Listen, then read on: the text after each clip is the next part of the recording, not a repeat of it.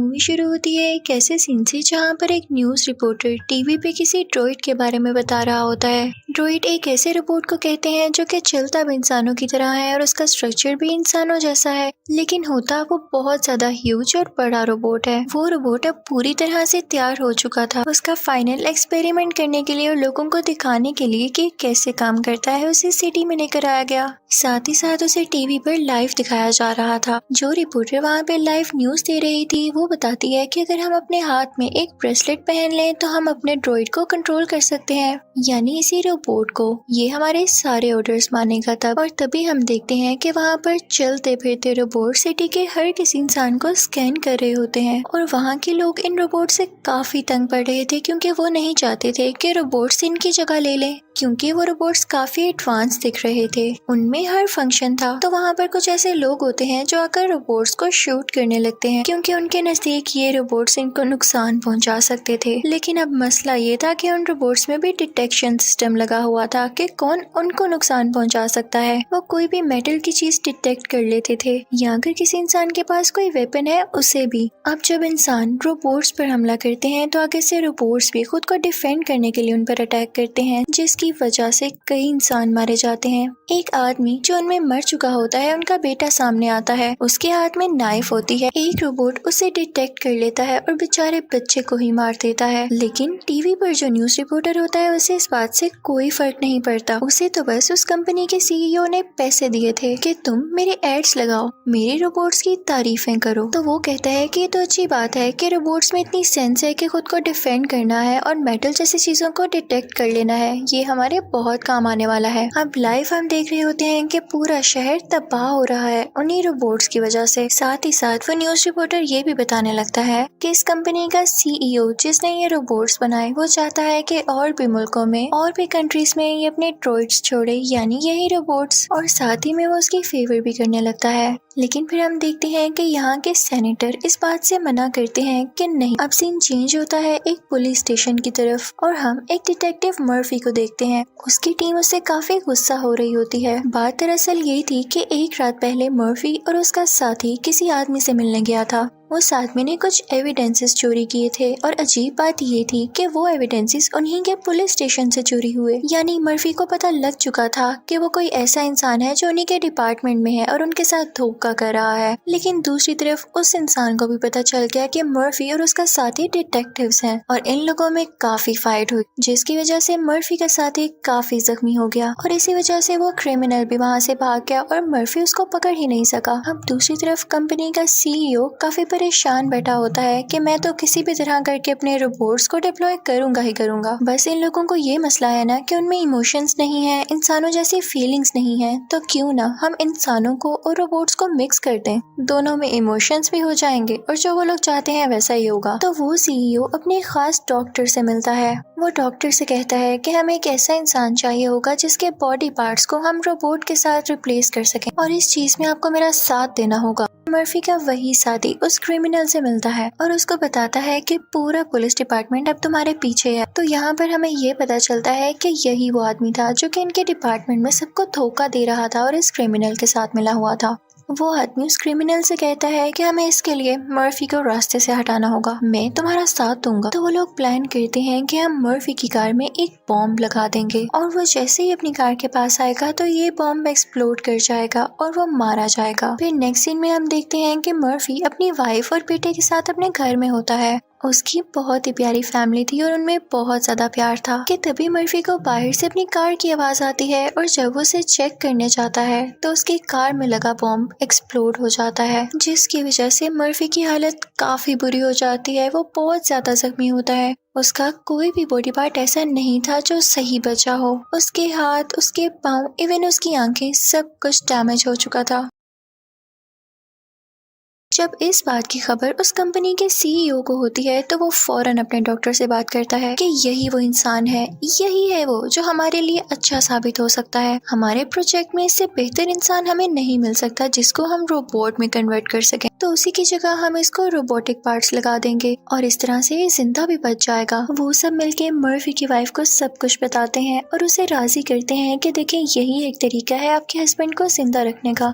Murphy की wife काफी रो रही होती है और वो अपने हस्बैंड को ऐसी हालत में नहीं देखना चाहती थी, लेकिन उसके पास कोई और हल भी तो नहीं था। तो वो अपने दिल पर पत्थर रख के इस चीज की इजाजत दे देती है, उसे परमिशन दे देती है। फिर हम देखते हैं कि 3 महीने का टाइम गुजर जाता है। डॉक्टर मर्फी की बॉडी पर काफी मेहनत कर रहा होता है और फाइनली हमारे सामने रोबोटिक मर्फी आता है। जब डॉक्टर मर्फी के रोबोट को ऑन करते हैं तो मर्फी को अपनी हालत देख के यकीन नहीं आता। मर्फी डॉक्टर से कहता है कि तुम लोगों ने मेरे साथ ये क्या किया है। तो डॉक्टर उसे सब कुछ बताता है कि याद है तुम अपनी कार के पास गए थे और वो बॉम्ब एक्सप्लोड हो गया था, तुम्हारी बॉडी में कुछ भी ठीक नहीं बचा था और यही एक तरीका था तुम्हें जिंदा रखने का। तो मर्फी कहता है कि इससे बेहतर था कि मैं मर जाता। एक मशीन के साथ कनेक्टेड रह के भी कोई जिंदगी होती है। जब मर्फी की बॉडी को अंदर से दिखाया जाता है तो वो काफी अजीब लुक दे रही थी, यानी सिर्फ उसके लंग्स, उसका दिल और उसका सर ठीक था, बाकी उसकी सारी बॉडी एक मशीन थी। डॉक्टर उसे काफी समझाते हैं तो मर्फी को भी समझ आ जाता है कि इसके अलावा और कोई हल नहीं था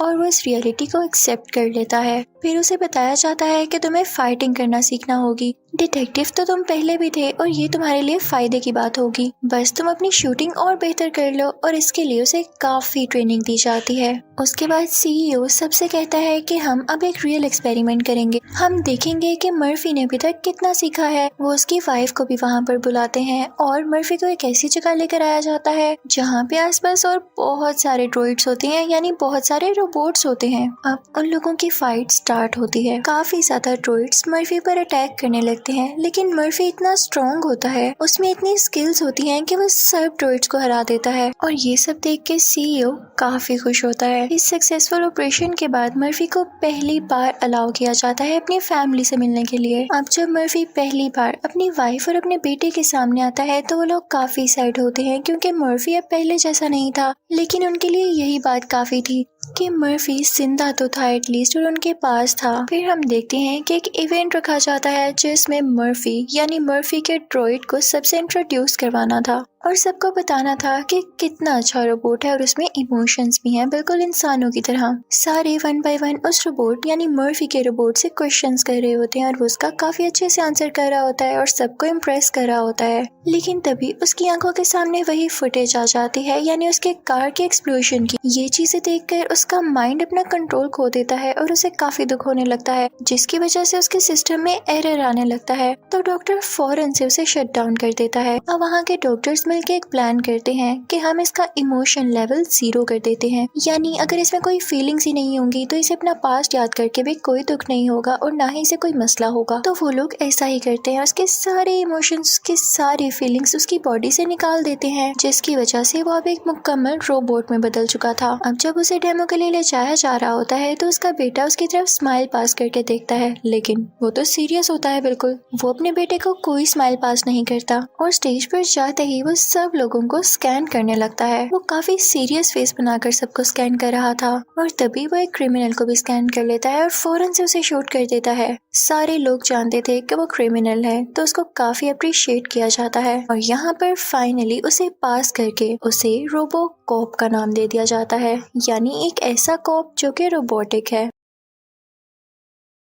अब सीईओ और उसका खास डॉक्टर ये प्लान करते हैं कि हम इस रोबो कोप को यानी मर्फी के रोबोट को सिर्फ अपने काम के लिए ही रखेंगे और इसकी फैमिली को ये पता लगने ही नहीं देंगे कि अब इसमें कोई इमोशंस नहीं है। ऐसा करके वो उसकी फैमिली और उसके साथ बहुत जुल्म कर रहे थे, लेकिन उन्हें क्या परवाह, वो लोग तो बुरे थे। दूसरी तरफ हम देखते हैं कि मर्फी यानी रोबो कोप अपनी टेक्नोलॉजी यूज करके सारे क्रिमिनल्स को डिटेक्ट करने लगता है। सारी सीसीटीवी फुटेज को कंपाइल करके और हर चीज को देखते हुए वो क्रिमिनल्स को शूट करने लगता है ढूंढ ढूंढ कर। और देखते ही देखते कुछ ही दिन में सिटी से सारे क्रिमिनल्स मारे जाते हैं और क्राइम काफी हद तक कम होने लग गया था। ये देखकर लोग मर्फी से काफी खुश होते हैं और उसे अपना हीरो मानने लगते हैं। मर्फी यानी रोबोकोप अपनी हैवी बाइक पर ये सारे काम किया करता था, हर जगह जाया करता था। एक बार वो रास्ते से गुजर रहा होता है कि तभी उसके सामने उसकी वाइफ आ जाती है और वो उससे कहती है कि मर्फी, हमारा बेटा आपको याद कर रहा है, कितने दिन हो गए आप घर नहीं आए। मैं आपके लिए कितनी वरिड हूँ। वो बेचारी यहाँ काफी परेशान होती है, लेकिन जब मर्फी उसे डिटेक्ट करता है तो उसे पता ही नहीं चलता कि वो परेशान है, तो वो उसे इग्नोर करता हुआ वहाँ से चला जाता है। जाहिर है अब उसमें इमोशंस जो नहीं थे, और ये बात मर्फी की वाइफ को बहुत हर्ट करती है। लेकिन नेचुरली था तो वो इंसान ही, तो वो अपने बेटे और वाइफ से रिलेटेड सीसीटीवी फुटेजेस को कैप्चर करने लगता है और उसे जोड़ने लगता है। उसे पता चलता है कि उसके इस तरह से बन जाने के बाद उसका बेटा कितनी मुश्किल में है। वो उसके फेस को डिटेक्ट करता है तो उसे पता चलता है कि वो काफी डरा हुआ है और काफी परेशान है। और फिर वो उस जगह की फुटेज को अपने माइंड में लाता है जहाँ पर उसकी कार में वो बॉम्ब एक्सप्लोड हुआ,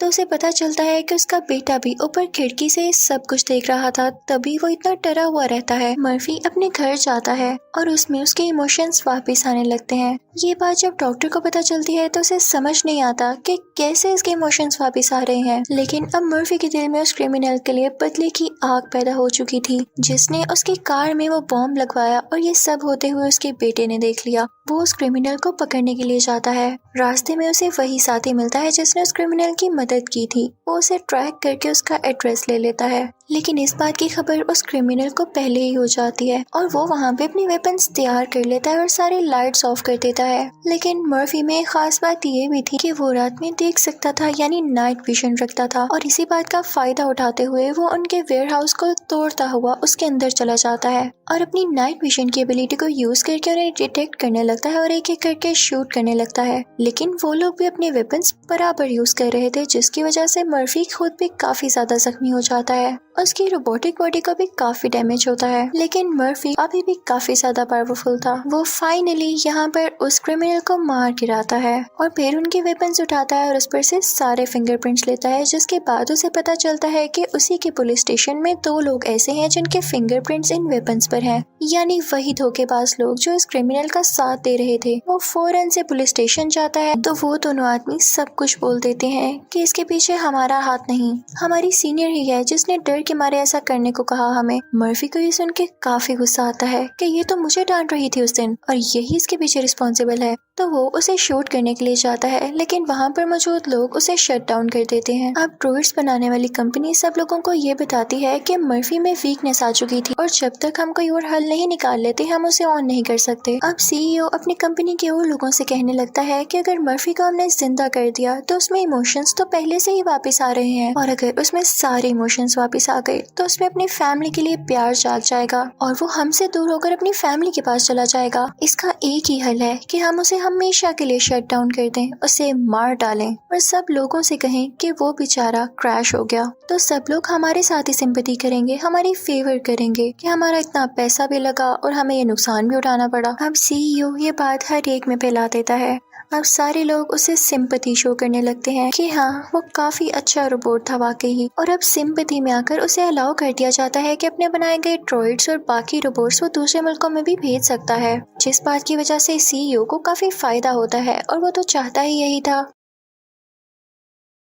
सीईओ वाकई में मर्फी का प्लग हमेशा के लिए निकालकर उसे हमेशा के लिए खत्म करना चाहते थे, लेकिन इस बात की खबर उनके खास डॉक्टर को हो जाती है। अब हमें पता चलता है कि वो डॉक्टर बेचारा अच्छा था दिल का। वो फौरन से मर्फी के रोबोट के पास जाता है और उसे फौरन से एक्टिवेट करके उसे सब कुछ बता देता है कि सीईओ तुम्हारे साथ ये करने वाला है, तुम फौरन यहाँ से भाग जाओ। मर्फी कुछ नहीं सुनता और अपनी बाइक लेके फौरन वहाँ से चला जाता है। वो कंपनी के सीईओ की जगह पर जा रहा होता है और उस सीईओ को भी खबर हो जाती है कि मर्फी उसकी तरफ आ रहा है। वो सीईओ उस जगह के चारों तरफ अपने ड्रॉइड्स लगा देता है, यानी वही रोबोट्स जो मर्फी से लड़ने वाले थे। अब जनाब एंट्री होती है मर्फी के रोबोट की, यानी रोबोकॉप की। वो अपनी बाइक के साथ ही उस बिल्डिंग के अंदर आता है, लेकिन बाकी सारे ड्रॉइड्स उस पर अटैक करने लगते हैं। तो क्या मर्फी किसी से कम था? वो भी उनसे फाइट बैक करने लगता है। वहाँ पर काफी ज्यादा ड्रॉइड्स थे जो उस पर मुसलसल अटैक कर रहे थे और इसकी वजह से मर्फी का एक बाजू डैमेज हो जाता है। तभी वहाँ पर मर्फी का एक दोस्त आ जाता है जो कि मर्फी की जान बचाता है उन बाकी रोबोट्स के सामने आके, क्योंकि वो ड्रॉइड्स इंसानों को नुकसान तब तक नहीं पहुंचाते थे जब तक इंसान उन्हें कुछ न कहते, तो वो उन्हें रोके रखता है। तभी वहाँ पर उस सीईओ का साथी आ जाता है और उसके हाथ में वही ब्रेसलेट होता है जिसकी वजह से वो इस ड्रॉइड को यानी रोबोकॉप को कंट्रोल कर सकता था,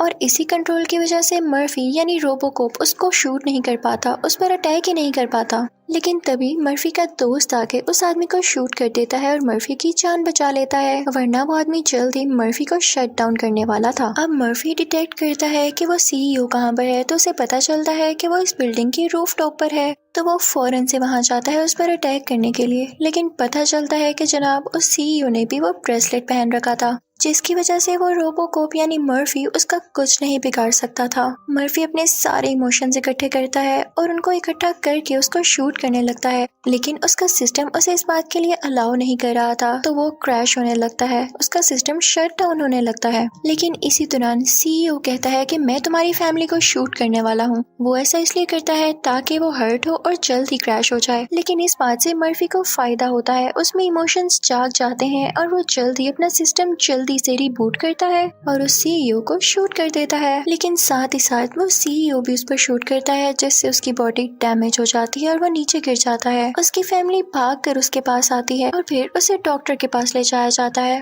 वही खास डॉक्टर। वो उसके लिए एक नया रोबोटिक सूट तैयार करते हैं और जब वो बिल्कुल ठीक हो जाता है तो उसकी वाइफ और उसका बेटा उसके पास आते हैं और वो उससे कहते हैं कि हम अब आपके साथ हमेशा रहेंगे, हम कभी भी आपको अकेला नहीं छोड़ने वाले, क्योंकि आप हमारी जान हैं, हमें आप पे प्राउड है। अच्छा जी, अगर अब हम बात करें दूसरे मुल्कों में वो रोबोट्स भेजने की, तो गवर्नमेंट सब कुछ देखते हुए इस चीज का अलाउ ही नहीं करती, क्योंकि ड्रॉइड सब खतरनाक भी साबित हो रहे थे। ये मूवी भी यहीं पर खत्म हो जाती है। Thank you for watching.